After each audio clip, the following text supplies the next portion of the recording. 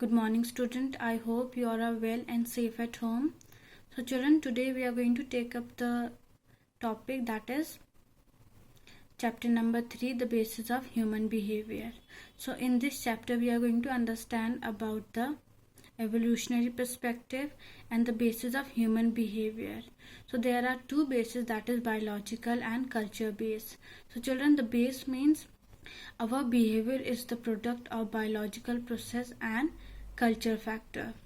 So children, under the biological basis, we will study about the functions of nervous system as well as function of brain and about the different parts of brain. On the another hand, talking about the culture basis, in this we will discuss about how culture factor affects the behavior of a person. Now children, talking about the evolutionary perspective, it is believed that the earlier human beings were known as Homo sapiens. So children, the Homo sapiens was the biological term that was used for human beings. So children, after the changes, it was believed that human beings differ in their physical as well as in their biological constraint. Now children, talking about the evolutionary perspective, it states that the individual differences can be seen due to genetic and environmental factors. So changes which occurs among human beings, it is either due to the passing of genes from one generation to another, or it is because of the environmental factors. Now children, people differ in physical as well as in their psychological characteristics. Physical means here they are talking about people differ in their height, weight. On the another hand, talking about the psychological characteristics, people do differ in their personality as well as in their intelligence. Now children, what is evolution?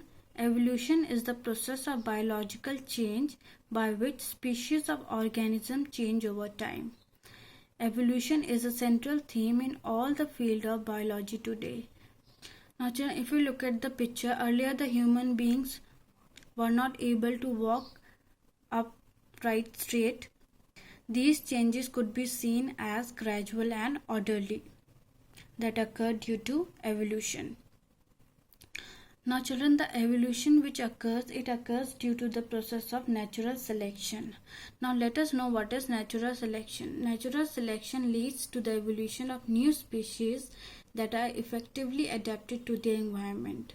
Now children, in this process, the breeders select the fittest male and female from the stock and promote them for selective breeding of horses from their stock, and promote them for selective breeding so that they can get new species.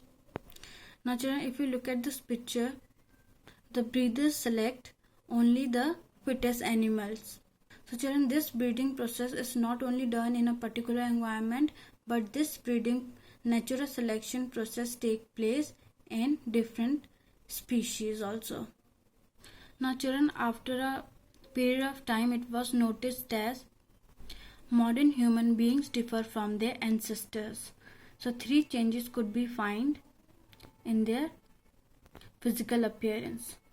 Now, a bigger and developed brain with increased capacity for the cognitive behavior like perception, memory, reasoning, problem solving, and the use of language for communication could be noticed among the modern human beings.